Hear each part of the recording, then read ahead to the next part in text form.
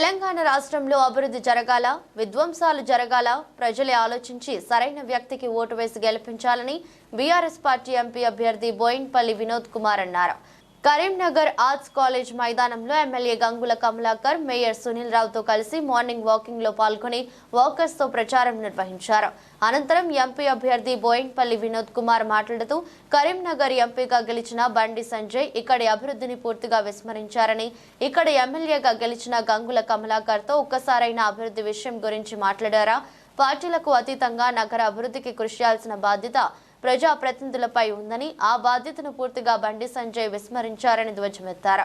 Municipal సమావేశాలకు గాని, చెప్పి సమావేశాలకు గాని హాజరైన దాఖలాలు లేవని, గ్రామాల్లో సమస్యలు తెలుసుకోవాలనే తపన ఉన్నప్పుడే ఆ గ్రామాలు బాగుపడతాయని పేర్కొన్నారు. ఢిల్లీలో ప్రధానమంత్రిగా ఎవరు ఉన్నా స్థానికంగా పనిచేసే వారే ఎంపీగా ఉన్నప్పుడు చేసిన పనులకు, ప్రస్తుత ఎంపీగా ఉన్న బండి సంజయ్ చేసిన పనులకు ఉన్నత తారతమ్యాన్ని ప్రజలు గుర్తించి సరైన వ్యక్తికి ఓటు వేసి గెలిపించాలని ఆయన వేడుకున్నారు. ఈరోజు కరీంనగర్ నగర ప్రజలకి నేను ఒక విజ్ఞప్తి చేస్తున్నాను. అభివృద్ధి జరగాలన్నా విధ్వంసం జరగాలని నేను సూటిగా కరీంనగర్ ప్రజల్ని అడగదలుచుకున్నాను. మత రాజకీయాలు, కుల రాజకీయాలకు దూరం పెట్టాలి. కొత్త తరం యువతకి ప్రపంచం మొత్తం ఒక గ్లోబల్ విలేజ్గా మారుతున్న సందర్భంలో మన యువతకి, మన పిల్లలకి అభివృద్ధి కోసం ఆకాంక్షించేటువంటి ఆలోచనలు వాళ్ళ మనసులో పెట్టాలి. తప్పితే విధ్వంసమైనటువంటి ఆలోచనలు వాళ్ళ మనసులో పెట్టద్దు. నా ప్రత్యర్థి స్థానిక ఇప్పుడు గెలిచినటువంటి, ఇప్పుడు ప్రస్తుతం ఉన్నటువంటి ఎంపీ బండి సంజయ్ గారు అభివృద్ధి పట్ల శూన్యం. ఆయన అభివృద్ధి ఆకాంక్షించి ఇప్పుడు నేను అడిగినాను, ఇంత గొప్పగా పార్లమెంట్ సభ్యుడిగా నేను గెలిచినప్పుడు దీన్ని మొదలుపెట్టాను. ఎప్పుడైనా వచ్చి ఏం జరుగుతుంది, ఈ పనులు ఏ విధంగా ఉన్నాయని చెప్పాలి కదా, ఆలోచన చేయాలి కదా. ఒక్కసారైనా మా శాసనసభ్యులు గంగుల కమలాకర్ గారు వీరితో సంప్రదించి ఏం జరుగుతుంది, కరీంనగర్లో ఏం జరుగుతుంది, రాజకీయాలు వేరు, ఎన్నికైన తర్వాత ఒక ప్రతినిధులుగా మాట్లాడుకున్నారు. ఎప్పుడైనా అభివృద్ధి గురించి ఎప్పుడైనా మాట్లాడారా?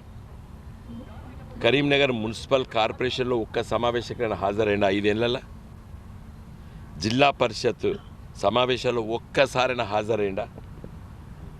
అంటే ప్రజల అభివృద్ధి గురించి వాళ్ళకు అవసరం లేదు.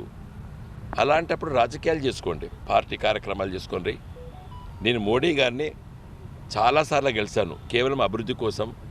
మాకు ఇది కావాలి, అది కావాలి, చాలా విషయాలపైన దృష్టికి తీసుకొచ్చినాను.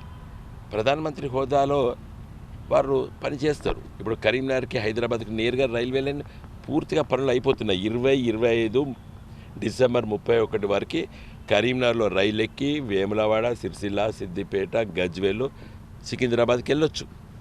5 ఏళ్ల కింద మోడీ గారితో అప్పుడు నేను ఎమ్మడి పునాదులు వేయించిన పని అయిపోతున్నది. జాతీయ జెండాని ఇక్కడ ఆవిష్కరించిన రేపటి తరానికి, పిల్లలకి దేశభక్తి పెంపొందించంగా ఇక్కడ ఉన్నటువంటి మల్టీపర్పస్ స్కూల్ ఒక గొప్ప లైబ్రరీగా మార్చి రేపటి పెద్దలు తమ మన్వన్లు, మన్వరాలను సాయంకాలం పూట తీసుకొచ్చి ఒక వాకింగ్ ట్రాక్స్ చేసి పొద్దున కానీ సాయంకాలం, ఇది అభివృద్ధి.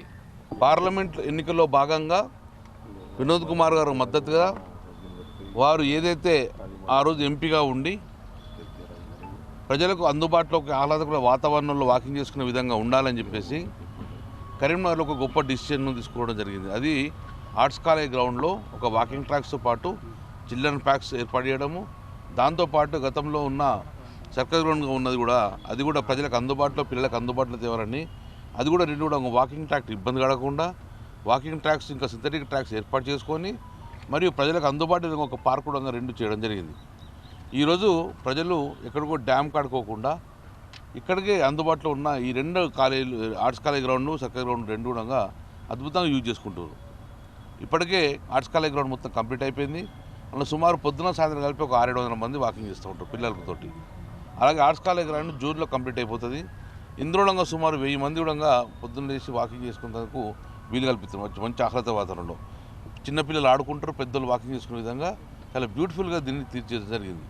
అందుకే ఈరోజు ప్రజలకు మేము చేసిన పని చెప్పాలని చెప్పేసి ఈరోజు వాకింగ్ ట్రాక్లకు వెళ్ళి మేము ఈరోజు ప్రజలకు ఓట్లాడడానికి రావడం జరిగింది.